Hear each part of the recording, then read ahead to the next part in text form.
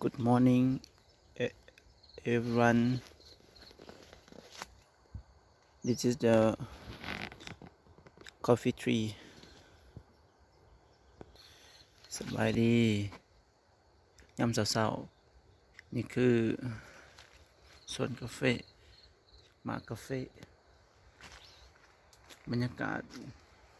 ยามเช้าอยู่ที่สวนกาแฟหมากกาแฟนั่นนี่เด้อเป็นพวกนี่คือหมากกาแฟนี่ยังดิบอยู่มากนี่แล้วก็ที่นี่โอ้เป็นผัวอยู่เนาะเป็นผัวมันไงนายนะเป็นอักษรหมากกาแฟเป็นได้แห้งอยู่มองนี่มีทั้งหลอกแล้วก็ทั้งหมากมันนำอยู่มอง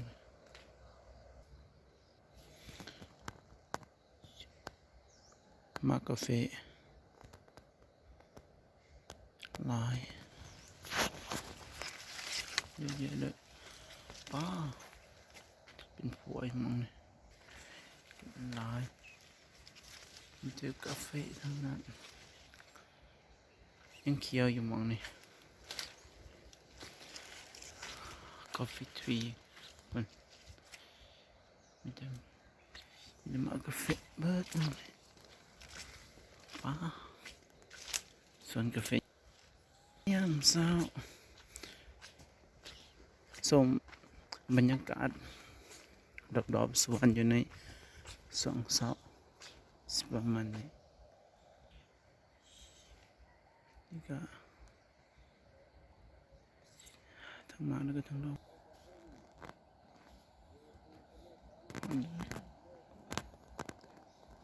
กาแฟดอกกาแฟนะตอนนี้เดิมเป็นดอกแล้วนี่ก็หมากกาแฟเป็นผัวสลายอยู่เนาะเยอะแยะกาแฟดอกกาแฟเป็นผัวอึ้งตึงเลยเดินอุ้ย coffee tree coffee garden